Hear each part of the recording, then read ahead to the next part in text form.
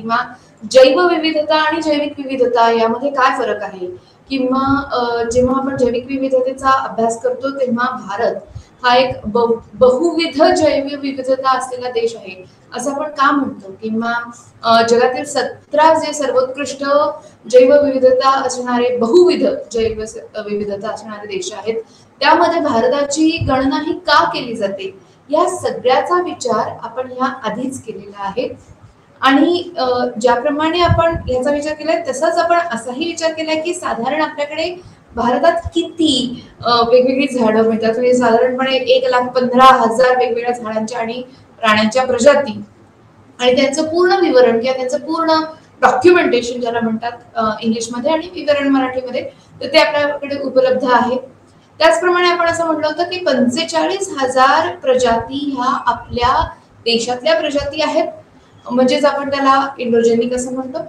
तर ह्या सगळ्या गोष्टींचा थोडासा अभ्यास आपण आधीच्या एका लेक्चरमध्ये किंवा आधीच्या एका सिरीजच्या भागामध्ये केलेलाच आहे. आज आपण थोडा पुढे जाऊन याचा विचार करणार आहोत आणि तो आहे म्हणजे जैव भौगोलिक विभाग जे आहेत ते आपण मागच्या भागामध्ये बघितलेले आहेत, आधीच बघितलेले आहेत.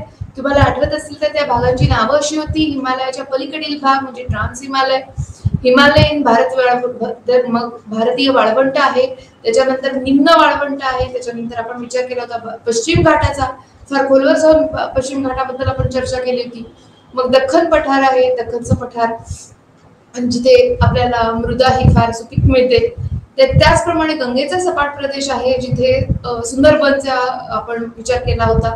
त्याही पलीकडे जाऊन आपण ईशान्य भारताचा अभ्यास केला होता थोडासा, आणि मग बेटे आणि समुद्र किनारे याही बद्दल आपण चर्चा ही नक्की केली होती.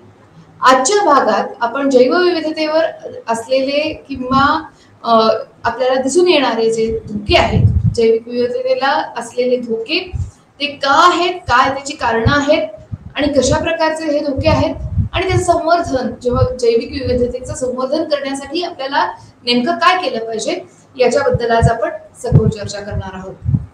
चला तर बघूया ह्या पुस्तिकेत म्हणजे ब्लॉक नंबर 3 मध्ये या आपल्या विषयाच्या आपल्याला 4 धडे आहेत. पहिला धडा अर्थातच 8वा धडा जैविक विविधता, धोके आणि संवर्धन हा आहे. दुसरा आहे तो पर्यावरणीय प्रदूषण आणि जोखीम. आता जोखीम, संकट, आपत्ती असं कुठलाही आपण शब्द इथे नक्की वापरू शकू कारण हे सगळे हजार्ड्स आहेत. त्यामुळे एन्व्हायरमेंटल पोल्युशन आणि हजार्ड्स याबद्दल आपण नक्की उद्या चर्चा करूया. आज आपण जैविक विविधतेचा 8वा धडा अभ्यासणार आहोत. याचप्रमाणे 10व्या धड्यात आपण कचऱ्याचं व्यवस्थापन किंवा वेस्ट मॅनेजमेंट याच्यावर जास्त विचार करूया पुढच्या आठवड्यात. तसंच वैश्विक पर्यावरणीय जे मुद्दे आहेत किंवा ग्लोबल एन्व्हायरमेंटल इश्यूज जे आहेत त्याबद्दलही याच पुस्तिकेत किंवा याच ब्लॉकमध्ये फार खोलवर जाऊन ही चर्चा केलेली आढळते. तुम्हाला जर वैशिष्ट्य ह्या पुस्तिकेचं माहिती असेल, तुम्ही अभ्यास केलेला सुरुवात केलेली असेल, तुम्हाला नक्की असं समजेल की या पुस्तिकेमध्ये केस स्टडीज ह्या खूप खोलवर दिलेल्या आहेत. आजच्या आणि उद्याच्याही भागात आपल्याला काही विशिष्ट बॉक्सेस किंवा आपल्याला विशिष्ट केस स्टडीज किंवा एखाद्या प्रभागाची अतिशय खोलात जाऊन केलेली माहिती आणि दिलेली माहिती अशी आणि विस्तृत प्रमाणात त्याच्याबद्दलचं विवेचन हे आपल्याला नक्की या पुस्तिकेत मिळेल. जरूर अभ्यास करूया. पुढे जाऊया. तर या धड्यात हा 8वा नंबरचा धडा जो आहे या धड्यात आपण जैविक विविधता नष्ट होण्याची जी कारणं आहेत त्यांचा सखोल अभ्यास करणार आहोत पहिल्यांदा. आणि मग त्याच्यानंतर किंवा त्याच्यामध्ये असं म्हणूया आपण, त्यामध्ये पहिला भाग आहे तो वन्य आणि जीव आणि मानव यांच्यामधला मोठा संघर्ष जो आपल्याला दिसून येतो, सर्वत्र दिसून येतो, तो त्याच्याबद्दलची चर्चा करणार आहोत. काय का दिसतो तो, कशा प्रकारे, कुठे आणि किती प्रमाणावर आपल्याला हा संघर्ष दिसून येतो त्याच्याबद्दल आपण नक्की चर्चा करूया.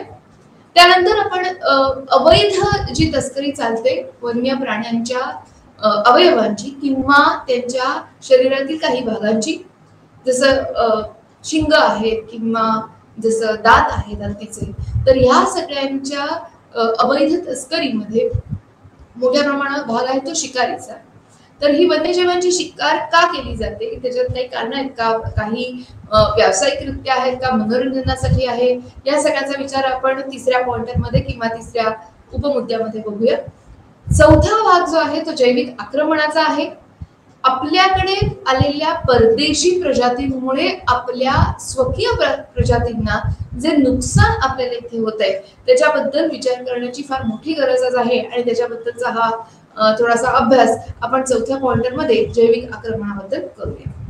त्यानंतर जर थोडं पुढे गेलं तर काळाची गरज आज नेमकी काय आहे आणि त्याच्यासाठी आपण काय पद्धतीने संवर्धन हे साधणार आहोत पुढील काही वर्षात हे आज आपण इथे नक्की मांडूया. तर सुरुवात करूया. पहिल्यांदाच जेव्हा आपण प्रस्तावना असं म्हणतो या विषयाची तेव्हा आपल्याला असं नक्की म्हणता येईल की साधारण 3.5 म्हणजे 3.5 अब्ज वर्षांपूर्वी आपल्याला इथे हा इतिहास सगळा पूर्ण दिसतो आणि तेव्हापासून साधारण 500 दशलक्ष जाती किंवा प्रजाती किंवा वनस्पती, प्राणी आहेत, सूक्ष्मजीव आहेत, पक्षी आहेत, सगळे सगळे सगळे भाग ह्याच्यात येतात. तर या सगळ्यांनी आपल्याला इथे पृथ्वीवर घर केलेलं फार सुंदर प्रकाराने दिसतं आणि याच्यासाठी आज जर आपण बघितलं तर UN जे कन्व्हेन्शन आहे युएनचं ते असं म्हणतं की आजही आपल्याला 13 दशलक्ष प्रजाती ह्या दिसतात आपल्या पृथ्वी तलावर आणि त्यापैकी जर आपण अभ्यास करायचा ठरवलं किंवा डॉक्युमेंटेशन करायचं ठरवलं तर फक्त 1.7 दशलक्ष प्रजाती ह्या ओळखल्या गेल्या आणि ज्या बाकीच्या असंख्य अनोळखी प्रजाती आहेत त्यांचा अभ्यास इथून पुढे जरूर आपण करावा अशी अपेक्षा आहे. आता या प्रजाती कुठे आहेत माफ करा. ते या प्रजाती साधारणपणे त्याचा जास्तीत जास्त त्यांचा समावेश हा उष्णकटिबंधीय वनांच्या प्रदेशात आपल्याला झालेला दिसतो. त्यांचा विकास, त्यांचा आवास हा उष्णकटिबंधीय वनांमध्ये जास्त प्रमाणावर आढळतो. कारण हे बहुसंख्य जीव तर तिथे राहतात परंतु त्यांची ओळख आपल्याला अद्यापही पटलेली नाही आणि त्यांचं त्यामुळे त्यांच्याबद्दलचं विवरण आपल्याला सापडत नाही. आता ह्या सगळ्यांबरोबरच आपल्याला आणखीन एक महत्वाचा विचार करायचा आहे तो म्हणजे सामायिक मालकी हक्क असलेली जी जमीन असते त्या जमिनीवर जो जैविक विविधतेचा आपल्याला नमुना मिळतो तो दुसरीकडे कुठे मिळत नाही आणि त्यामुळे त्याचा जास्त अभ्यास करण्याची गरज का आहे ते आपण आज बघूया. म्हणजे संवर्धनाचं जे महत्व आहे त्याचा आपल्याला जास्त अभ्यास इथे नक्की करता येईल. आता जेव्हा आपण अपेक्षित परिणाम म्हणतो या धड्याचे किंवा काय आपल्याला ह्या आउटपुट्स काय आपल्याला हा धडा अभ्यास करून आपल्याला नेमकं काय साधायचंय असा जेव्हा आपण विचार करतो तेव्हा आपण नक्की असं म्हणू शकतो की आपण ह्या कारणांची यादी करू शकतो. जैवविविधता नष्ट होण्याची जी कारणं आहेत त्यांची पूर्ण यादी करू शकतो. त्याचप्रमाणे आपल्याला जी संवर्धनाची गरज आहे आणि त्या संवर्धनाला लागणारे विविध जी प्रक्रिया आहे त्याची संकल्पना आपण इथे स्पष्ट करणार आहोत. आता इथे प्रजातींवर वेगवेगळे जे संवर्धन करण्याची गरज आहे त्याच्यात 2 महत्वाचे भाग आज आपण अभ्यासूया. पुढील भागात आपल्याला त्याबद्दल जास्त चर्चा करायचीच आहे. परंतु ह्या निसर्ग राखीव प्रदेशाची किंवा अतिशय नैसर्गिक जे प्रदेश आहेत त्यांचे राखीव जे प्रदेश म्हणून आपण निवड केलेली आहे तर त्या प्रदेशांची ही ओळख आज आपण इथे निश्चित करून घेऊया. आता सुरुवात करूया जर अभ्यासाला तर आपल्याला असं दिसतं की जैवविविधता नष्ट होण्याची जी कारणं आहेत ते आपण अगदी लहानपणापासून नेहमी अभ्यास करतो. मी नेहमी म्हणते तुम्हाला की अगदी छोट्या मुलांच्या गोष्टींमध्ये सुद्धा आपण म्हणतो की एक घनदाट जंगल होतं त्या जंगलाचा एक राजा होता. म्हणजेच आपण आपल्या सभोवताली जंगल असणं हे आपल्याला नक्की माहिती असतं. लहानपणापासून आपण त्याचा हा नेहमी विचार करत आलेलो असतो आणि म्हणूनच आपल्याला जेव्हा आपण हा अभ्यास म्हणून करतो तेव्हा नाविन्यपूर्ण काही गोष्टी या निश्चितच कळतात आणि मग आपल्याला वाटतं अरे खरंच की आपण ह्याचा लहानपणापासून अशा पद्धतीने अभ्यास करतो. बघा विचार करू म्हणजे जमीन वापरातील जे आपले बदल आहेत जसं शेतीसाठी वापरताय आपण विकासासाठी जमीन वापरतोय तर ही जंगलाची जमीन जर आपण तिथे वापरली असेल तर निश्चितच निवासस्थानाची हानी ही फार मोठ्या प्रमाणावर आपल्याला इथे दिसून येते. म्हणजेच निवासस्थान म्हणजे त्यांचं जे क्षेत्र हे वनांखाली होतं किंवा आहे अशा क्षेत्रांमध्ये आपल्याला प्राणी किंवा पक्षी यांना निवारा देण्यासाठी आपण बघितलं जातं त्याच्याकडे. तसंच पुनरुत्पादन हे एक फार मोठं कार्य तिथे चालू असतं. वन्य वनस्पती आणि प्राण्यांच्या ज्या प्रजातींना सर्वात मोठा जो धोका आहे तो त्यांच्या निवासस्थानाला असलेला फार मोठा धोका किंवा निवासस्थानांचा नाश हे सर्वात मोठं कारण हे आपल्याला इथे निश्चित मांडता येईल. आता इथे जेव्हा आपण निवासस्थानांचा नाश असं म्हणतो किंवा अधिवासाची हानी असंही आपण इथे म्हणू शकतो. तर अधिवासाची हानी किंवा ऱ्हास किंवा विखंडन म्हणजे तुकडे तुकडे होणं, विखंडन होतं त्याचं, छोट्या छोट्या तुकड्यांमध्ये ही जमीन ही आपण विभागतो. तर यामध्ये होतं काय की जे संसाधनं आहेत तिथली या जंगलामधली त्यांचं हे अतिशय मोठ्या प्रमाणावर शोषण होतं. आता हे शोषण आपण कशा प्रकारे बघू शकतो, जर तुम्ही बघितलं तर जंगल तोड आहे, निश्चितच विकास कामांसाठी जसं धरणं आहे, रस्ते आहेत, मोठमोठे ब्रिजेस किंवा पूल आहेत किंवा एअरपोर्ट्स आहेत, विमानतळ बांधण्यासाठी जंगलतोड होऊन किंवा जंगलांची कत्तल होऊन आपण ही जमीन वापरासाठी घेऊ शकतो. आम्ही नेहमी म्हणते आपण की आपल्याला विकास आणि पर्यावरणाचा संवर्धन यामध्ये फार मोठ्या चर्चेची गरज ही नेहमीच भासते. तर मत्स्यपालनासाठी ही खारफुटींच्या जंगलांचा नाश हा आपल्याला मोठ्या प्रमाणावर जगात झालेला दिसतोय. आता या विविध उपक्रमांमुळे आता बरेच यातले विकास उपक्रम आहेत किंवा आर्थिक फायद्यासाठी आपण असं म्हणू शकतो. तर या जमिनींचं रूपांतरण आपल्याला दिसून येतं.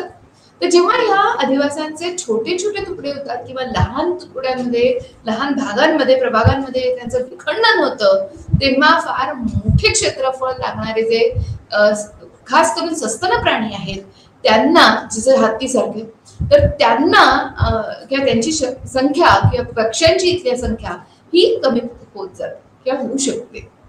आणि म्हणून आपल्याला याकडे जास्त लक्ष पुरवणं हे भागच आहे. त्याच्या पुढे जाऊन असं आपण म्हणलं की अतिशोषण हा एक दुसरा फार मोठा भाग इथे आहे.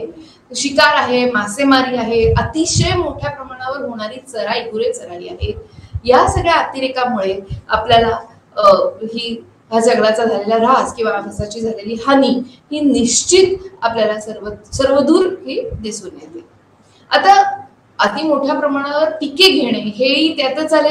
म्हणजे शेतीचा विकास आणि जंगलांचा ऱ्हास या दोन गोष्टी कदाचित अगदी जवळ एकमेकांवर ज्या आहेत आणि किंवा आपल्याला असं म्हणतात की त्यांचा एकमेकांवर फार मोठ्या प्रमाणावर प्रभाव पडत असतो. आता अजून जर थोड्या खोलात बघायचं झालं तर इथे आपल्याला जिथे जास्त लोकसंख्या असेल त्या भागांमध्ये फार मोठ्या प्रमाणावर हानी ही जंगलांची झालेली दिसते किंवा जैवविविधतेची एकंदरीतच झालेली दिसते. म्हणजे जिथे जास्त माणसं किंवा माणसांचा वावर असतो तिथे निश्चितच की आपल्याला जैवविविधता टिकवून ठेवण्यासाठी फार मोठ्या प्रमाणावर प्रयत्न हे करणं अपेक्षित असतं. आता जर आपण पुढे गेलो याच्यामध्ये तर हा एक फार मोठा मुद्दा आपल्याला दिसून येईल की जेव्हा आपण मानव आणि वन्यजीव संघर्ष असं म्हणतो तेव्हा ही काही उदाहरणं मी इथे देते. आता ही उदाहरणं आपण रोजच्या न्यूजपेपर किंवा वर्तमानपत्रात सुद्धा बघू शकतो. अशा प्रकारची उदाहरणं खास करून दक्षिण भारतात आपल्याला हत्तीने केलेली नासधूस ही खूप खूप वेळा वाचायला मिळते. तर काळी अस्वलं जी आहेत ती मध्य प्रदेश किंवा मध्य भारतात ही जास्त हल्ला करतात. आता काळी जी अस्वलं आहेत ती मोहाच्या फुलांच्या काढणीच्या वेळी हा हल्ला त्यांनी केलेला दिसून येतो. आपल्याला खूप खूप वेळा दिसतो, खूप वेळा तिथल्या स्थानिक वर्तमानपत्रांमध्ये याची आपल्याला नोंद निश्चित आढळते. आता काही वेळा आपण जर आणखीन बघितलं तर बिबट्याचे हल्ले हे फारच म्हणजे ग्रामीण आणि महाराष्ट्राच्या शहरी आणि ग्रामीण दोन्ही भागात बिबट्याचे हल्ले हे फार वेळा आजकाल वाचायला मिळतात.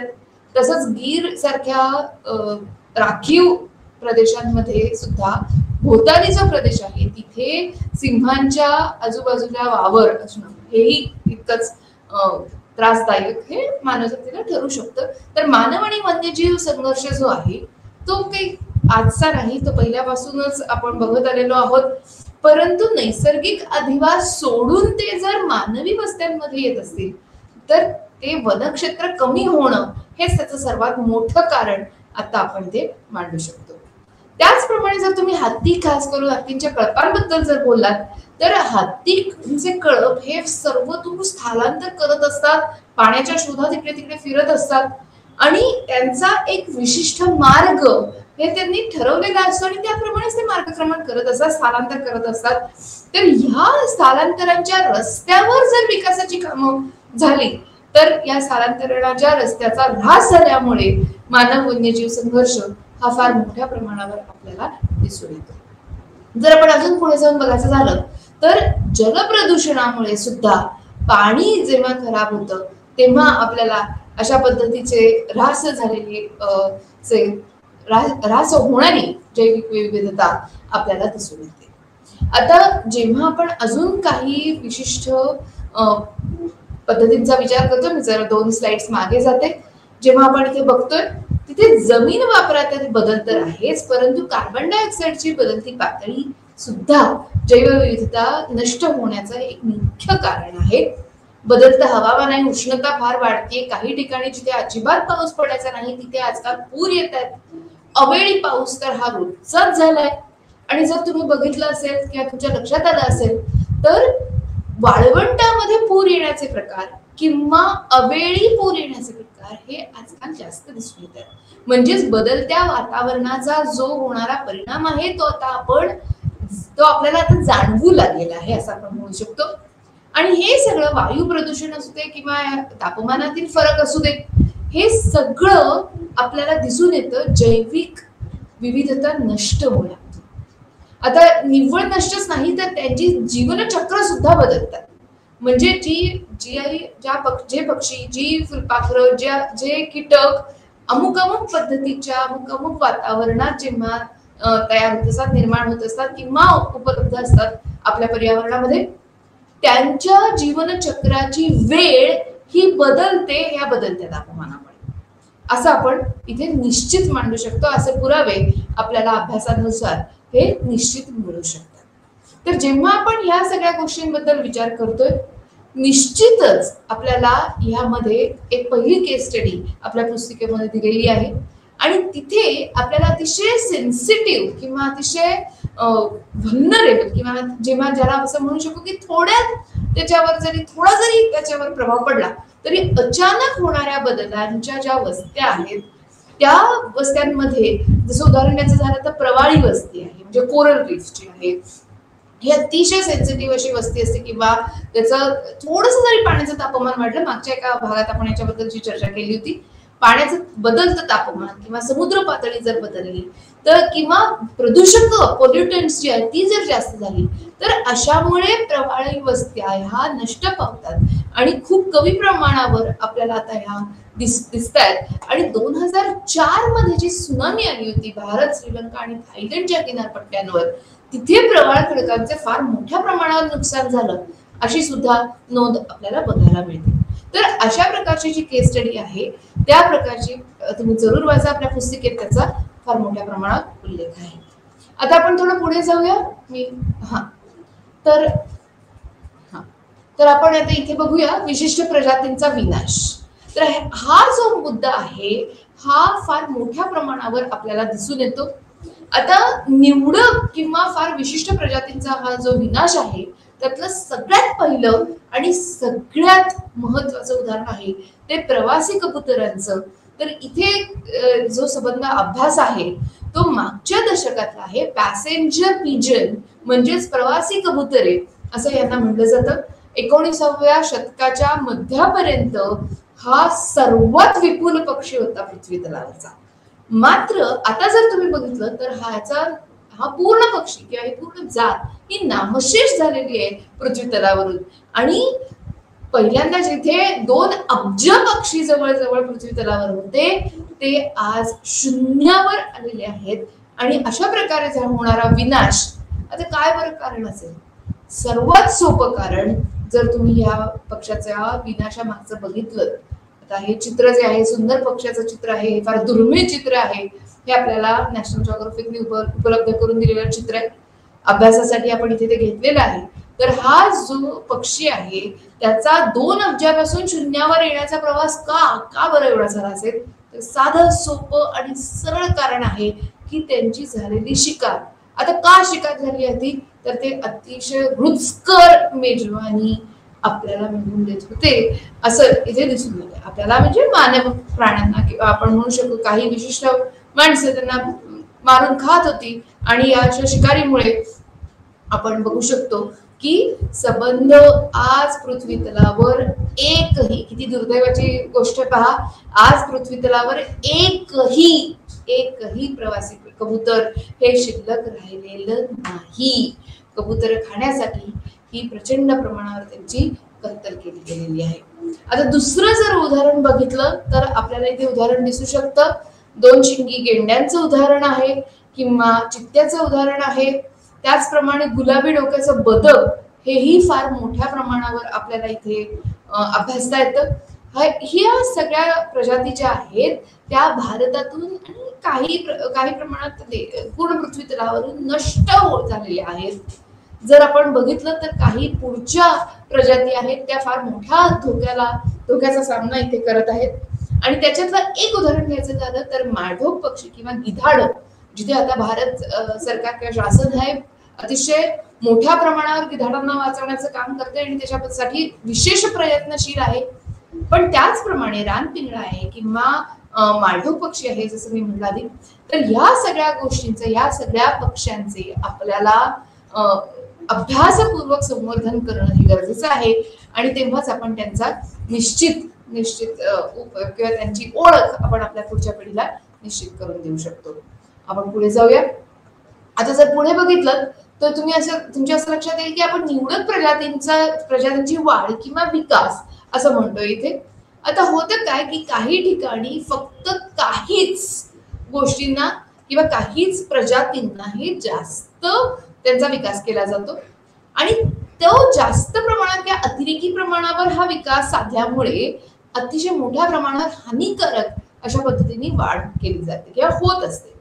आता यामुळे होतं काय की सुपीक जमिनीचं वाळवंटात रूपांतरण होणं किंवा जे आधीची त्यांची वैशिष्ट्य असतात त्या मूळ वैशिष्ट्य जी असतात या प्रजातींची ती पूर्णपणे गायब होणं हे फार मोठ्या प्रमाणावर धोकादायक आहे आपल्याला आणि हे दिसूनही येतं आपल्याला. आता त्याचप्रमाणे काही विशिष्ट प्रजातींना जास्त प्रमाणात त्यांचा विकास केला जातो कारण त्यांना पाळीव प्राणी म्हणून वापरलं जातं. तर अशा पद्धतीने जर आपण बघितलं तर म्हणजे थोडक्यात जर सांगायचं झालं तर इथे आपल्या पुस्तिकेत एक फार सुंदर उदाहरण त्याचं दिलेलं आहे.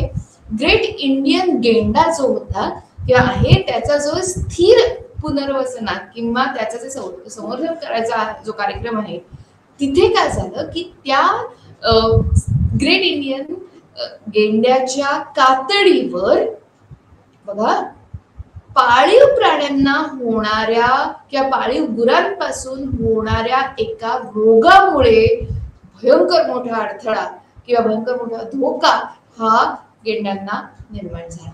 म्हणजे बघा एका विशिष्ट प्रजातीमुळे एखाद्या प्रकारच्या गुरामुळे किंवा एखाद्या प्रकारच्या कुत्रा जो आपण फार मोठ्या प्रमाणात पाळीव प्राणी असं म्हटलं जातो तर त्यांच्या त्वचेवर होणाऱ्या रोगांमुळे बाकीच्या प्रजातींना जो त्रास होतो किंवा जो त्यांचा विकास खुंटण्याचा तिथे घटनाक्रम दिसतो तो इथे आपण अभ्यासू शकतो. आता पुढचा भाग बघितला तर जागतिक हवामान बदल आहे. याच्याबद्दल आपण फार मोठी चर्चा करणारच आहोत. तर तीव्र वादळे, दीर्घकाळ दुष्काळ, वाढणारी समुद्र पातळी इन्क्रीजिंग सी लेवल असं ज्याला म्हणतात आणि आम्लपर्जन्य म्हणजेच ऍसिड रेन. तर या सगळ्यांचा जो दुष्परिणाम आहे आपल्या पर्यावरणावर होणारा त्याचाही अभ्यास आपल्याला इथे करावा लागेल कारण हे फार मोठं कारण आहे जैवविविधतेचा नाश होण्याचं किंवा ऱ्हास होण्याचं. आता जर आपण पुढे जायचं ठरवलं तर वन्य प्राण्यांची शिकार किंवा वन्य जीवांची शिकार ही आपल्याला 8.4 या मुद्द्यामध्ये दिसून येते. तर इथे त्यांनी फार मोठ्या प्रमाणावर आपल्याला उदाहरणं दिली आहेत की व्यावसायिक शिकार, उदरनिर्वाह शिकार, मनोरंजनासाठी शिकार असे 3 वेगवेगळे प्रकार शिकारीचे आपण ते अभ्यासू शकतो. तर व्यावसायिक शिकार ही जी आहे ती फर म्हणजे त्वचा, कातडी, हाडं किंवा इतर जे भाग आहेत अवयव आहेत त्या प्राण्याचे त्यापासून नफा मिळवण्यासाठी त्यांची हत्या केली जाते. आता हे माशांमधलं तेल काढणं असू दे, किंवा वाघाची त्वचा असू दे, किंवा गेंड्याचं शिंग असू दे, किंवा हातीचे दात असू दे, तर ह्या सगळ्यांमध्ये हे व्यावसायिक शिकार ही फार मोठ्या प्रमाणावर दिसते. आता जी दुसरी आहे ती उदरनिर्वाह करण्यासाठी शिकार आहे. म्हणजे काही अगदी दुर्गम भागातले आदिवासी जे आहेत त्यांना जगण्यासाठी किंवा त्यांना अन्न मिळवण्यासाठी ते प्राण्यांची हत्या करतात, म्हणून याला जगण्यासाठी अन्न मिळवण्यासाठी उदरनिर्वाहासाठी केलेली शिकार असं म्हटलं जातं. पुढे जायचं झालं तर खेळासाठी, चक्क खेळासाठी, मनोरंजनासाठी शिकार करणारे प्राणी म्हणजे मनुष्य प्राणी आपल्या आसपास काही असू शकतात. परंतु हे अतिशय दुर्दैवी आहे की आपल्या मनोरंजनासाठी आपण थोड्या दुसऱ्या प्राण्याचा हा जीव घेतो आहोत. तर निर्वाह हा वेगळा भाग आहे आणि मनोरंजन हा फार मोठ्या प्रमाणावर हा भाग आपल्याला दिसून येतो. अवैध तस्करी वेगवेगळ्या अवयवांची आणि त्याच्यासाठी केलेली शिकार हाही पॉइंट किंवा हाही मुद्दा आपल्याला निश्चित दिसून येतो.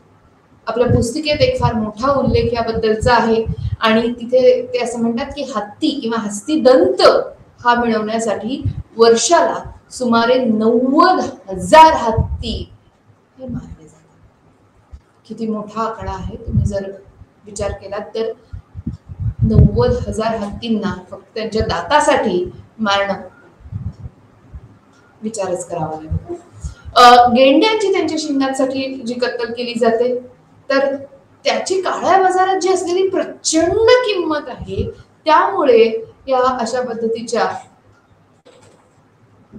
शिकारीला किंवा तस्करीला हा वाव मिळतो.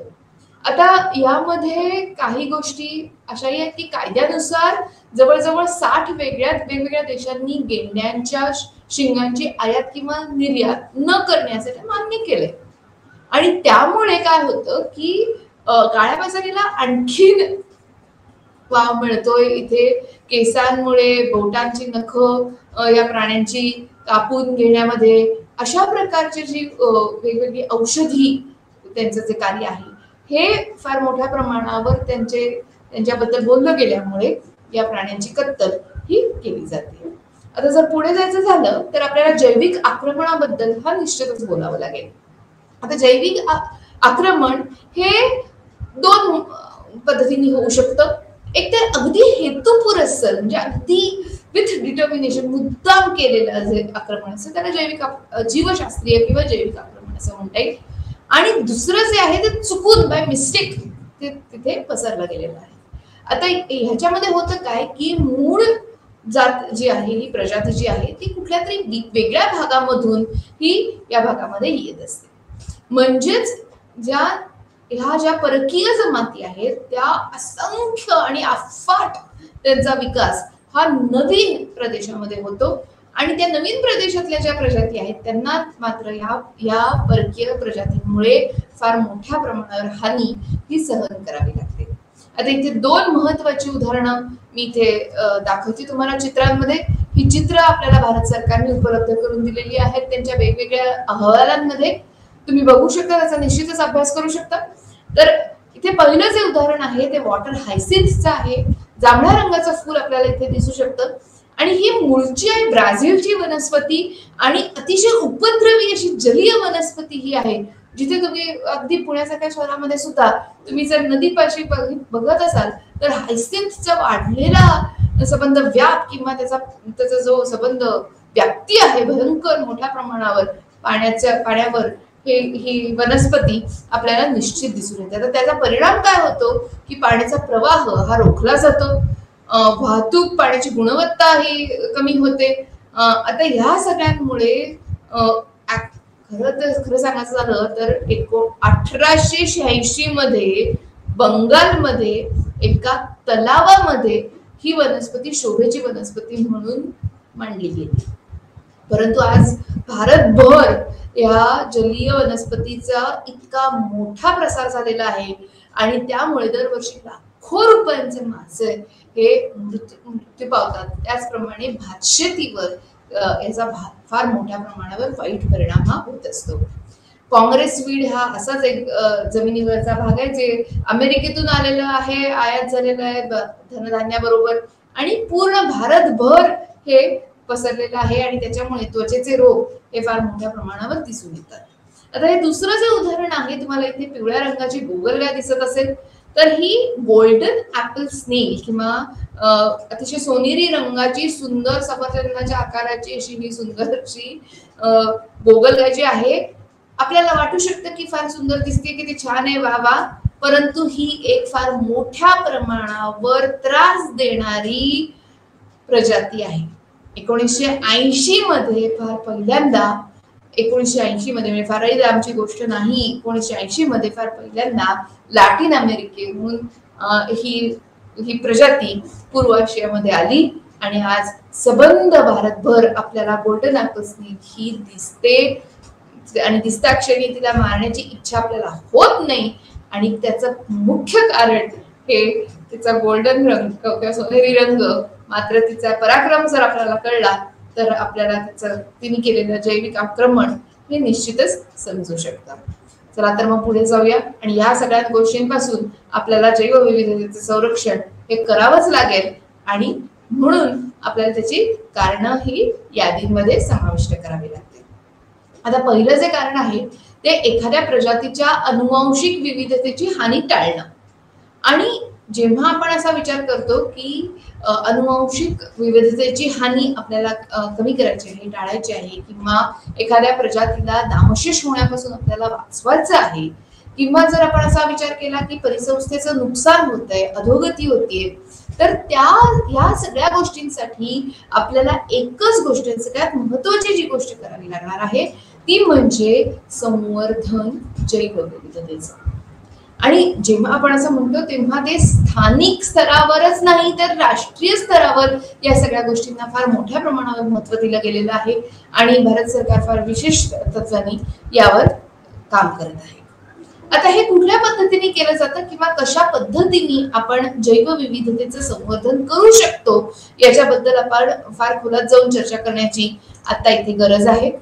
आता जर तुम्ही इथे बघत असाल तर जैवविविधतेचे जेव्हा आपण संवर्धन पद्धती म्हणतो तेव्हा तिथे 2 ह्या संवर्धन पद्धती आहेत आणि ह्या संवर्धन पद्धतींमध्ये आपण फार पहिल्यांदा जेव्हा आपण पहिली स्लाइड याबद्दलची बघतोय तेव्हा आपल्याला असं लक्षात येईल की मूळ स्थानी संवर्धन आणि मूळ स्थानाबाहेरील संवर्धन. आता जर तुम्ही इंग्लिश पुस्तिका जर अभ्यासत असाल किंवा जर भाषांतर केलेली गुगल ट्रान्सलेट करून भाषांतर केलेली पुस्तिका जर तुम्ही वापरत असाल तर त्यामध्ये इन सिटू कन्झर्वेशन किंवा एक्स सिटू कन्झर्वेशन असं या पद्धतींना म्हणलं जातं. मात्र त्याचे बरोबर शास्त्रीय शब्द हे मूळ स्थानी संवर्धन आणि मूळ स्थानाबाहेरील संवर्धन हे असे आहेत. तर मूळ स्थानी संवर्धन म्हणजे ज्या ठिकाणी त्यांचा अधिवास आहे त्या ठिकाणीच आपण त्यांना संवर्धन होण्यासाठी मदत करतो. आता इथे कसं असेल तुम्ही लक्षात घ्या की निसर्गातील समतोल हा अबाधित ठेवायचा आपल्याला आणि म्हणूनच आपल्याला त्यांचं संरक्षण करायचंय, सुरक्षा ही त्यांना द्यायची आहे आणि म्हणून पिढ्यानपिढ्यांची गरज आपल्याला भागवण्यासाठी इथे नैसर्गिक संसाधनं ही पूर्णत्वाला आलीच पाहिजे. आता मूळ स्थानी संवर्धन जे प्रकार आहेत त्यामध्ये काय होतं की प्राणी आणि वनस्पती हे त्यांच्या मूळ स्थितीतच असतात किंवा मूळ स्थितीतील अधिवासातच असतात आणि तिथेच त्यांचं संरक्षण केलं जातं. त्यांच्यासाठी ही राखीव एकतर जमीन असू शकते किंवा एखाद्या पाण्याची किंवा वॉटर बॉडी ज्याला म्हणतो की पाण्याची संबंधित एखादी परिस्थिती असू शकते, जसं समुद्र आहे, नदी आहे, असंही असू शकतं. तर म्हणून जमीन आणि समुद्र ह्याही या संरक्षणांमधले प्रदेश असू शकतात. आता आपली जी राष्ट्रीय उद्यानं आहेत किंवा अभयारण्य आहेत ही सुद्धा यामध्येच येतात जिथे आपल्याला इन सिटू कन्झर्वेशन किंवा मूळ स्थानी संवर्धन असं म्हणता येईल. आता पुढचा भाग बघितला तर मूळ स्थानाबाहेरील संवर्धन म्हणजेच आपण त्या प्राण्यांचं किंवा वनस्पतींचं मूळ स्थितीत त्यांचे संरक्षण नाही करता येते म्हणून त्यांना दुसरीकडे स्थलांतरित करून त्यांचं संवर्धन करतो. आता यामध्ये वेगवेगळे भाग येतात, जसं बोटॅनिकल गार्डन्स आहेत वेगवेगळ्या, आता या बोटॅनिकल गार्डन म्हणजे आपण मराठीत त्याला वनस्पती उद्यान असं म्हणूया. तर वनस्पती उद्यान आहेत, झू आहेत म्हणजे प्राणी संग्रहालय आहेत, गुणसूत्र कोश आहेत, जेनेटिक बँक्स ज्याला म्हणता येतील, किंवा बियाणे कोश आहेत, सीड बँक म्हणतात याला. तर अशाच पद्धतीच्या काही पद्धती आपल्या पुस्तिकेमध्ये फार विशेषत्वाने मांडल्या गेलेल्या आहेत. आता आपण थोडा याचा जास्त खोलात जाऊन विचार करूया. तर मूळ स्थानी संवर्धन जे आहे तिथे आपल्याला परत एकदा 3 वेगवेगळ्या प्रकारच्या पद्धती दिसून येतात. पहिलं आहे ते अधिवासाचं संरक्षण, म्हणजेच ह्या वनस्पती किंवा हे प्राणी जिथे आहेत तिथेच त्यांचं संरक्षण करणे, आणि यासाठी काही प्रदेश हा राखीव ठेवला जाईल आणि इथे आपल्याला राष्ट्रीय उद्याने किंवा वन्यजीव अभयारण्ये ही अभ्यासता येतात. आता जर तुम्हाला माहिती असेल तर यामध्ये काझीरंगा जसं आहे आसाम मधलं, त्याचप्रमाणे मानस राष्ट्रीय उद्यान आहे, गीर आहे, कोल्लेरू आहे, दाचीगाम आहे जम्मू काश्मीर मध्ये, बंदीपूर आहे जे कर्नाटक मध्ये आहे, किंवा पेरियार आहे केरळमधलं. तिथे हत्ती किंवा ह्या सगळ्या वेगवेगळ्या भागांची किंवा जंगलांची काही वैशिष्ट्य आहेत. जसं मी मानस म्हणलं तर मानस राष्ट्रीय उद्यान जे आहे तिथे जंगली म्हशींचा वावर हा फार मोठ्या प्रमाणावर होतो. तर गीर मध्ये आपल्याला सर्वांना माहिती आहे की सिंह आहे, चितळ आहे, जंगली अस्वल आहेत. जेव्हा आपण बंदीपूर राष्ट्रीय उद्यान म्हणतो तेव्हा आपल्याला भारतीय गवे, हत्ती किंवा हरिण फार सुंदर, वानर आणि वाघ हे दिसू शकतात. आणि पेरियार मध्ये तर निश्चितच हत्तींबरोबर सांबार आणि हरिण हे आपल्याला निश्चितच दिसतं. आता महाराष्ट्रात काही असे उपक्रम आहेत का, तर निश्चितच आहेत. मध्य प्रदेशातील जसं कान्हा आहे, कान्हा केसरी, त्याचप्रमाणे कॉर्बेट आहे उत्तरांचलमध्ये जिथे आपल्याला वाघ दिसतात. परंतु आपले जे महाराष्ट्रातले व्याघ्र प्रकल्प जे आहेत, आता हे फार सुंदर चित्र आपण घेतलंच आहे बोरच्या व्याघ्र प्रकल्पाच्या आपल्या शासकीय वेबसाईट वरून. फार सुंदर अशी वेबसाईट आहे, तुम्ही जरूर भेट द्या या वेबसाईटला. तर महाराष्ट्रातील व्याघ्र प्रकल्प जे आहेत, मेळघाट आहे, त्याच्यामध्ये ताडोबा आहे, किंवा पेंच आहे, सह्याद्री आहे. सह्याद्री व्याघ्र प्रकल्प हा पश्चिम घाटातील प्रकल्प आहे, किंवा नवेगावचा नागझिराचा प्रकल्प आहे, आणि बोरचा प्रकल्प आहे जो वर्धा जिल्ह्यात आहे. तर ह्या सगळ्यामधला आपल्याला अभ्यास हा निश्चित इथे करता येईल. आता जर आपण पुढचा त्याच्यातला भाग बघितला तर जीवावरण राखीव क्षेत्र म्हणजेच कोर, बफर आणि संक्रमण विभाग असं त्याला आपण म्हणू. आता याच्या पुढच्या स्लाइड मध्ये याचा जास्तीचा अभ्यास करूया आपण. परंतु पवित्र वन आणि पवित्र देवतळी म्हणजेच देवराया महाराष्ट्रातल्या या आपण इथे निश्चित अभ्यास करू शकतो. मागच्या आपल्या भागात आपण याची फार खोलवर जाऊन चर्चा केली होती, जिथे आपल्या पूर्ण समूहाची किंवा आपल्या पूर्ण समाजाची ही जबाबदारी असेल. लहानपणापासून आपल्यावर असे संस्कार केले जातात की ती जमीन ही आपल्या देवतेची जमीन आहे आणि ती पूजा करण्यासाठी जमीन आहे, आणि त्याच्यावरचं जंगल, त्याच्यावरची जैवविविधता ही सांभाळणं हे आपलं परम कर्तव्य आहे. अशा पद्धतीचा ही पवित्र वन या पवित्र देवतळी आपण निश्चित अभ्यासू शकतो. आता जर आपण याची आताची स्थिती बघितली तर सद्यस्थितीत भारतात याचे 4 राष्ट्रीय उद्यान, 551 अभयारण्य, 18 सुरक्षित प्रदेश, 50 व्याघ्र प्रकल्प, 32 हत्ती प्रकल्प आहेत. जर तुम्ही बघितलं तर 27 पाणथळी जमिनी किंवा 30 खारफुटीची वन आणि 4 प्रवाळ द्वीप असे हे आपण निश्चित केलेले आहेत फार मोठ्या अभ्यासासाठी. तर अशा पद्धतीने आपण हा त्यांचा संवर्धनाचा फार मोठा प्रकल्प हातात घेतलेला आहे. जर दुसरा भाग बघितला मूळ स्थानी संवर्धनाचा, तर त्याच्यात कोर, बफर आणि संक्रमण विभागाचा अभ्यास हा केला जातो. त्याला MBA असं म्हणलं जातं. फार इंटरेस्टिंग असं किंवा अतिशय अभ्यास करण्यासारखी ही कन्सेप्ट आहे, किंवा अभ्यासपूर्वक याचा आपण पुढे जावं अशी अपेक्षा आहे. जर तुम्ही बघितलं तर संयुक्त राष्ट्राच्या आर्थिक, सामाजिक आणि सांस्कृतिक संघटनेच्या मानव आणि जीवावरण योजनेमध्ये याचा हा अभ्यास होतो. आता जेव्हा आपण असं म्हणतो तेव्हा त्याच्यात कोर, बफर आणि संक्रमण, आता हे मुद्दाम चित्र मी दोन्ही भाषांमध्ये दाखवलेलं आहे. बालभारतीचं मराठी इथे चित्र तुम्हाला दाखवते आणि हे आपल्या वेबसाईट वरून घेतलेलं आहे संयुक्त राष्ट्राच्या कार्यक्रमाच्या, विशिष्ट कार्यक्रमाच्या. तर इथे जर तुम्ही बघितलं तर हिरवा रंग जो आहे तो कोर एरिया दाखवतो. तिथे पूर्णपणे संरक्षित क्षेत्र आहे, नैसर्गिक क्षेत्र आहे, तिथे आपल्याला जाण्याची परवानगी नसते. जर तुम्ही बफर झोन किंवा बाहेरचा भाग जर बघितला या कोर क्षेत्राच्या, तर तिथे शैक्षणिक उपक्रम हे साधता येतात, संशोधनासाठी आपल्याला जाता येतं, असा हा भाग आहे. आणि जर तिसरा भाग बघितला अगदी बाहेरचा भाग, तर तिथे करमणुकीसाठी, मनोरंजनासाठी जसं आपल्या जंगल सफारी असतात तर ते कोरमध्ये आपल्याला घेऊन जातात, बफरमध्ये घेऊन जातात, असं आपण इथे बघू शकतो. तर वस्ती, पिकं घेणं हे सगळं संक्रमण विभागात चालतं आणि अशा प्रकारे आपण जीवावरणाच्या राखीव क्षेत्राचा अभ्यास हा निश्चित करू शकतो. म्हणजे जवळजवळ 200 वर्षांपासून आपण सार्वजनिक प्राणी संग्रहालयामध्ये आणि या अशा जीवावरणाच्या राखीव क्षेत्रांमध्ये हा अभ्यास करत आलेलो आहोत. आता तिसरा भाग जर बघितला तर प्रजातीमुख प्रकल्प हा फार मोठा भाग आहे. म्हणजे एक विशिष्ट प्रजातीला आपण जास्त संवर्धन करण्यासाठी मदत करतो. आपल्या पुस्तिकेमध्ये आपल्याला 3 वेगवेगळे प्रकल्प इथे अभ्यासता येतात. नंबर 1 व्याघ्र प्रकल्प, जसं मी आता म्हणलं की निव्वळ महाराष्ट्रातच नाही तर भारतात हे पूर्ण व्याघ्र प्रकल्प आपण बघू शकतो. पूर्वी म्हणजे 1970च्या आसपास 40,000 संख्येने असलेले वाघ आता फार कमी आणि फार थोडे राहिलेले आहेत आणि म्हणून व्याघ्र प्रकल्पाच्या संवर्धनात हे आता यश मिळवणं अतिशय गरजेचं आहे आणि तशा दृष्टीने आपल्या हालचाली आपल्याला दिसून येतात. जर आपण पुढे बघितलं तर हत्ती प्रकल्प जे आहेत आपले वेगवेगळे, तर 1992 मध्ये अरुणाचल प्रदेश, आंध्र प्रदेश, आसाम, कर्नाटक, झारखंड, केरळ, ओडिशा, तमिळनाडू आणि पश्चिम बंगालमध्ये हे हत्ती प्रकल्प आपण स्थापन केलेले आहे. मगर पैदास आणि व्यवस्थापन प्रकल्प, तर ह्याच्यामध्ये थोडासा फरक आहे. व्याघ्र प्रकल्पांमध्ये आपण हे प्रकल्प त्यांच्या मूळ अधिवासात परंतु न बंदिस्त किंवा फ्रीडम असलेल्या अवस्थेत स्वातंत्र्य त्यांना आपण दिलं जातं, परंतु जिथे मगर पैदास आणि व्यवस्थापन प्रकल्प आहेत ते बंदिस्त पैदास प्रकल्प आहेत आणि पुनरुत्पादनासाठी विशेष कार्यक्रम राबवलेले आपल्याला दिसून येतात. तर 11 अभयारण्य ही मगरींच्या संरक्षणासाठी भारतातील घोषित केलेली आहेत.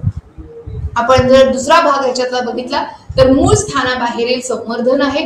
हा अतिशय महत्वाचा आपल्याला इथे धडा किंवा अतिशय फार मोठ्या महत्वाचा हा पॉइंटर आपल्याला दिसू शकतो. तर इथे आपण जेव्हा बाहेरच्या परिस्थितीत किंवा मूळ स्थानाबाहेर आपण या वनस्पतींचं किंवा प्राण्यांचं संवर्धन केलेलं बघू शकतो. जसं मी आताच म्हणलं की संग्रहालयांमध्ये, प्राणी संग्रहालयांमध्ये 200 वर्ष झाली जवळजवळ आपण प्राणी संग्रहालयांमध्ये त्यांचा अभ्यास करतोय, परंतु त्यांच्या मूळ स्थानामध्ये आणि मूळ स्थानाबाहेर संवर्धन ह्याच्यात फार मोठा फरक आपल्याला दिसून येईल. आता हे मूळ स्थानाबाहेरील जे संवर्धन असतं किंवा सुरक्षा देणं असतं तिथे एक कृत्रिमरित्या वातावरण आपल्याला तयार करावं लागतं की जिथे हे सबंध प्राणी पक्षी आपल्याला वावरताना किंवा वाढलेले हे दिसू शकतात. आता आसाम मधील मणिपूर थामिंग हरेड किंवा लाल पांढरा ही याची फार साधी सोपी उदाहरणं आहेत. गंगेतली घडियाळ नावाची जी मगर आहे ती बंदिस्त जागेत झालेली फार यशस्वी पैदास आहे असं म्हणता येईल आणि हे फार मोठं उदाहरण आपल्याला इथे निश्चितच देता येईल.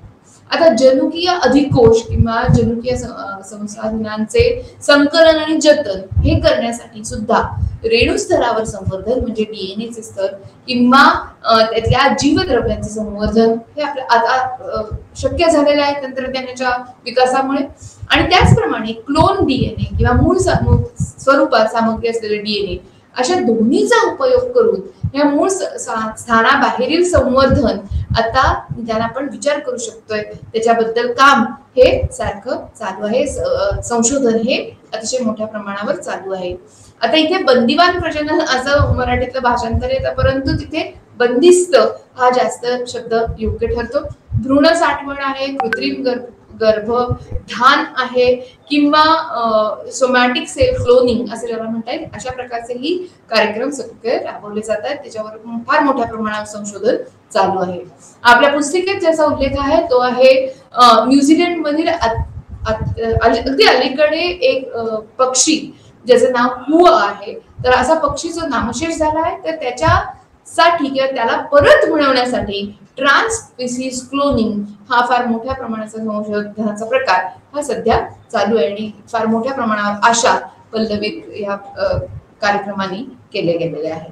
तर ह्याच प्रमाणे जर तुम्ही बघितलं तर डीएनए लायब्ररी स्त्रोत आहेत म्हणजे आपल्या ग्रंथालय स्त्रोत असण्यासाठी त्याचप्रमाणे कायदेशीर उपाययोजना तर केल्या जातातच, म्हणजे वाघाची हाडं, गडण्याची शिंग, हस्तिदंत, कातडी, मोरपिस या सगळ्यांना असलेली मागणी आणि त्याची तस्करी या संदर्भातले कायदे अतिशय कडक असून त्यांच्या शिक्षेच्या तरतुदी या आपल्याला दिसून येतात. याचप्रमाणे काही अजून उदाहरणं जसं टिश्यू कल्चर आहे ही आपल्या पुस्तिकेत मांडली गेलेली आहे. आता शेवटचा भाग जर आपण या पूर्ण विचाराचा करायचा म्हणलं तर बायोस्फिअर रिझर्वचा हा भाग आहे. आता बायोस्फिअर रिझर्व जेव्हा आपण म्हणतो तेव्हा बायोस्फिअर रिझर्व म्हणजे जीवावरण राखीव क्षेत्र. नक्की असा अभ्यास करा, अतिशय सुंदर असा हा अभ्यास आहे. जर तुम्ही बघितलं तर मी मगाशी म्हटलं तसं की MBA किंवा आपण ज्याला म्हणतो मॅन अँड बायोस्फिअर म्हणजेच मॅन बायोस्फिअर अँबिशियस प्रोग्राम किंवा ज्याला युनेस्कोनी मॅन अँड बायोस्फिअर प्रोग्राम असं म्हणलंय, MAB असाही त्याचा उल्लेख आहे. याची जी मूळ वेबसाईट आहे जरूर अभ्यासा. युनेस्कोच्या 1971च्या धोरणानुसार आज जवळजवळ 134 देशांमध्ये 738 अशी जीवावरण राखीव क्षेत्र ही आपल्याला दिसून येतात. आता त्याचं महत्वाचं किंवा मूळ त्याचं जे आहे ते आहे learning places for sustainable development. म्हणजे ही मुद्दाम राखीव क्षेत्र ठेवली गेलेली आहेत ज्यानुसार आपल्याला अभ्यासता येतात या सगळ्या वेगवेगळ्या जैवविविधतेत असलेल्या वनस्पती आणि प्राणी पक्षी.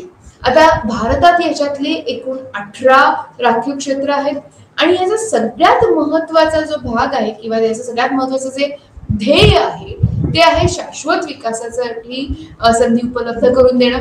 यामध्ये आपला सुंदरबनचा बायोस्फिअरचा प्रदेश येतो किंवा अतिशय सुंदर असे पाणथळ प्रदेश आपल्याला इथे दिसून येतात.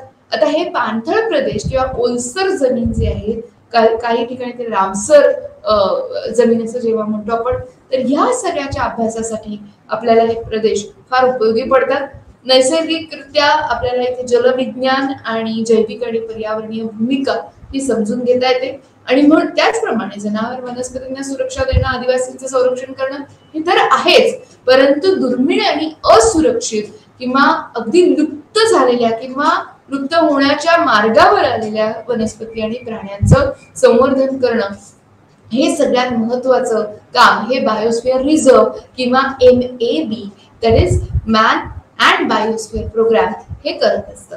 आणि ह्यामध्ये जर आपण जास्त अभ्यास करायचा झाला तर आपल्या पुस्तिकेमध्ये काही उदाहरणं याची पाणथळ प्रदेशाची दिलेली आहेत. आता ही रामसर जी उदाहरणं आहेत ती कोल्लेरू आंध्र प्रदेशचं आहे, वुलर आहे जम्मू काश्मीरचं, चिल्का आहे ओडिसाचं, लोकटक आहे मणिपूरचं, भोज आहे मध्य प्रदेशचं, सांबार लेक आहे राजस्थानचा किंवा पिचोला आहे राजस्थान मधलं, अष्टमुडी आहे केरळातलं, सस्थमकोट्टा आहे केरळ मधलं, तर त्याचप्रमाणे हरिकेन नावाचा आहे पंजाबमध्ये, कांजली आहे अजून पंजाबमध्ये, उजनी हा जो महाराष्ट्राचा भाग आहे तो इथे किंवा ती पाण्याची पाणथळ जागा जी आहे ती आपण इथे अभ्यासतो.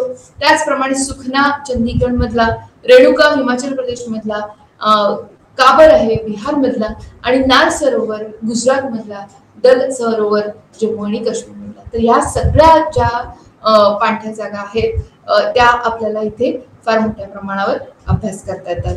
आता याचे जे कार्य जर आपण बघितलं तर निश्चितच आपल्याला म्हणता येईल की संवर्धन तर आहेच, जैवविविधतेचे आणि संस्कृतीचे संवर्धन आहे. म्हणजे जसं आपण मगाशी म्हणलं की काही देवराई आहेत किंवा काही सांस्कृतिक त्याला मागे त्याच्या कारण दिलेली आहेत, तर ह्या संस्कृतीचेही संवर्धन करणं हे तितकंच महत्वाचं आहे. तर जैवविविधतेचे आणि संस्कृतीचे संवर्धन आपल्याला इथे दिसू शकते. त्याचप्रमाणे आर्थिक विकास साधणं, शाश्वत विकासासाठी हे सुद्धा आपल्याला इथे महत्वाचं ठरू शकतं. आता काही आंतरराष्ट्रीय लॉजिस्टिक्स सपोर्ट हा आपल्याला इथे मिळू शकतो. म्हणजेच संशोधन करणं, त्याचं निरीक्षण करणं, म्हणजेच रिसर्च, मॉनिटरिंग अँड डेव्हलपमेंट किंवा एज्युकेशन या सगळ्याचा भाग हा इथे समाविष्ट होतो. जर आपण पुढे जायचं झालं या भागामध्ये तर ही एक अतिशय सुंदर अशी वेबसाईट आपल्याला इथे दिसू शकते आणि ह्या वेबसाईट मध्ये जर तुम्ही अभ्यास केलात किंवा ही जर तुम्ही बघितली वेबसाईट तर या वेबसाईट मध्ये आर्द्रभूमी स्थळ असं ज्याला हिंदी व्हर्जन मध्ये म्हटलंय. ही वेबसाईट आहे वाईल्ड लाईफ इन्स्टिट्यूट ऑफ इंडियाची, जिथे फार मोठ्या प्रमाणावर आपल्याला असं दिसून येईल. जर तुम्ही इथे वाचू शकत असाल तर निश्चित बघा की इथे पाठ्यक्रम तर आहेतच, म्हणजे वेगवेगळे शिकण्यासाठी संधी तर आपल्याला मिळूच शकतात, परंतु या परिसरांच्या विशिष्ट किंवा प्रदेशांच्या विशिष्ट संरक्षणाची जबाबदारी इथेही घेतलेली आपल्याला दिसून येते. म्हणजे संरक्षण करताना जेव्हा जी वेगवेगळी प्रतिरूप आहेत, भूभाग आहेत किंवा विविध प्रकारच्या ज्या परिसंस्था आहेत त्यांचं दीर्घकालीन संवर्धन करून शाश्वत विकास साधणं हे आपल्याला इथे महत्वाचं कार्य ठरतं. त्याचप्रमाणे जर आपण म्हणलं की विकास हा आपल्याला साधायचा आहे, तर विकास हा आर्थिक असू शकतो. आर्थिक विकासाबरोबरच आपल्याला सांस्कृतिक, सामाजिक आणि पर्यावरण दृष्ट्या शाश्वत विकास हा प्रोत्साहित करणं हे आपल्याला इथे महत्वाचं ठरतं. आता जर याच्याही पुढे जाऊन आपण अभ्यास करतोय तर त्यामध्ये आपल्याला शास्त्रीय संशोधन, निरीक्षण, शिक्षण असं जेव्हा आपण म्हणतो तर हे कुठल्या पातळीवर चालतं, तर तुम्ही या वेबसाईटला जर भेट दिली तर तुमच्या असं लक्षात येईल की स्थानिक तर आहेच, परंतु स्थानिक, राष्ट्रीय आणि आंतरराष्ट्रीय अशा तिन्ही पातळ्यांवर आपल्याला पर्यावरणीय संवर्धनासाठी हे संशोधन, निरीक्षण आणि शिक्षण असं सगळं केलेलं दिसू शकतं. आता काही जेव्हा आपण मगाशी प्रजातीभिमुख प्रकल्प असं म्हणलं होतं, तर तिथे आपल्याला जेव्हा हत्ती प्रकल्प, व्याघ्र प्रकल्प असे मानले जातात, तर या सगळ्यांचा जास्त अभ्यास आपण इथे करणं हे निश्चित अपेक्षित आहे. त्याचप्रमाणे जर तुम्हाला माहिती असेल तर ज्या कायदेशीर उपाययोजना आहेत त्यांच्याबद्दलचा जास्त अभ्यास, म्हणजे 1972चा जो वन्यजीव संरक्षण कायदा आहे त्याचाही अभ्यास इथे आपण करावा आणि त्याच्यामधल्या दंडाच्या आणि शिक्षेच्या ज्या तरतुदी आहेत त्यांचा आपण इथे अभ्यास करावा असं थोडंसं जास्त अपेक्षित आहे. आता जेव्हा आपण या सगळ्याचा विचार करत होतो आणि करतो आहोत, तिथे मी एकदा असा उल्लेख केला होता की पवित्र वन किंवा पवित्र देवतळी असतात किंवा देवराई जे महाराष्ट्रातलं उदाहरण घेतलं होतं मी, तर तिथे आणि बऱ्याच आसपासच्या छोट्या छोट्या गावांमधली माणसं या धार्मिक श्रद्धेमुळे हे वनांचे पट्टे फार संरक्षित करून ठेवतात. अतिशय त्यांच्या आस्थेनी किंवा श्रद्धेनी त्यांचं संरक्षण हे ह्या भागांमध्ये केलं जातं. मागच्या वेळी मी तुम्हाला उल्लेख केला होता की पवित्र देवराई किंवा पवित्र वन देवराई अशी एक सुंदर डॉक्युमेंटरी आपल्याला उपलब्ध झालेली आहे, जरूर बघावी. तर पवित्र वन ही जी आहे ती निव्वळ महाराष्ट्रातच नाही तर कर्नाटकात आहे, महाराष्ट्रात तर आहेतच, पण महाराष्ट्रात जवळजवळ 3000 देवराया ह्या पवित्र वनांच्या पट्ट्यामध्ये येतात. इथे फार मोठ्या प्रमाणावर जैविक विविधतेचं संवर्धन आपोआपच, कोणी तिथे सांगितलेलं नसतं असं करा तसं करा, आपोआपच आपण लहानपणापासून शिकत जातो, त्याचा आदर करायला शिकत जातो आणि ह्या आदरामुळे त्याचं केलेलं संरक्षण हे आपल्याला नक्कीच दिसून येतं. तर केरळमध्ये अशा देवराया आपल्याला दिसतात किंवा पवित्र वन दिसतात, मेघालयात आहेत, सिक्कीम मध्ये आहेत. आता सिक्कीम मध्ये तर एक तळ आहे जे फार मोठ्या प्रमाणावर त्याला पवित्र तळ असं म्हणलं, तर त्याचं नाव आहे खेजियो पलारी तळ. म्हणजे आता हे जे तळ आहे त्या तळ्यातलं पाणी सुद्धा अतिशय म्हणजे महत्वाचं किंवा पवित्र असं मानलं जातं.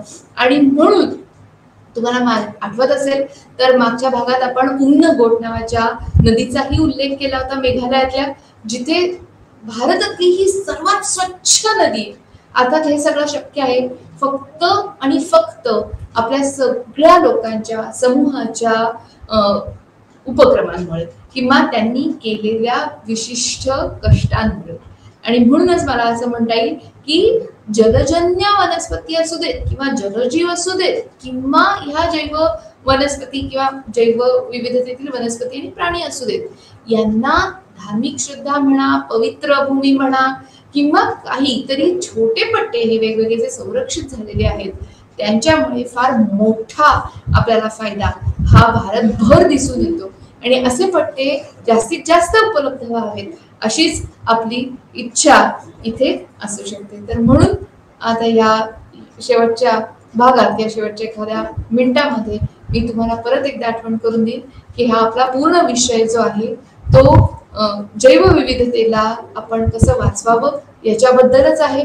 आणि याच्यातले जर तुम्ही प्रश्न अभ्यासणार असाल तर या प्रश्नांमध्ये काही फार कॉमन किंवा फार परत परत विचारले जाणारे जे प्रश्न आहेत त्यामध्ये तुम्ही जैवविविधतेची कारणं जी आहेत त्याची यादी करणं हा एक फार मोठा प्रश्न असतो, किंवा कुठल्या प्रकारे जैवविविधतेला हानी आज पोहोचत आहे त्याबद्दलचं विवरण हे आपल्याला किंवा वर्णन करण्यासाठी आपल्याला विचारलं जाऊ शकतं परीक्षेमध्ये. त्याचप्रमाणे जैवविविधता का महत्वाची आहे, आपण त्याचं संवर्धन का करावं, कशा पद्धतीने आपल्याला शाश्वत विकास साधता येईल याच्याबद्दलही आपल्याला प्रश्न परीक्षेत येऊ शकतो. आता याचप्रमाणे जसं मी मगाशी म्हणलं इन सिटू आणि एक्स सिटू यामध्ये मूळ स्थानी संवर्धन आणि मूळ स्थानाबाहेरील संवर्धन अशा पद्धतीच्या संवर्धनाबद्दल त्यातल्या फरकांबद्दल हाही प्रश्न असू शकतो. म्हणजे काय नेमका फरक या दोन्हीमध्ये आहे, बंदिवान प्रजनन म्हणजे नेमकं काय याही बद्दल तुम्हाला छोटीशी टीक द्यायला ही विचारली जाऊ शकते. त्याचप्रमाणे जर टिश्यू कल्चर किंवा स्थानिक प्राणी संग्रहालयांबद्दल किंवा वनस्पती संग्रहालयांबद्दल किंवा गार्डन्स बद्दल किंवा वनस्पती बोटॅनिकल गार्डन ज्याला म्हणता येईल तर अशा बद्दलही या उपक्रमांबद्दलही जास्त प्रश्न हे विचारले जाऊ शकतात. मला खात्री आहे हा भाग तुम्हाला नक्की उपयोगी पडेल आणि जरूर अभ्यास करा. परत भेटू उद्याच्या भागात पुढच्या धड्याचा फार खोलवर जाऊन अभ्यास करण्यासाठी.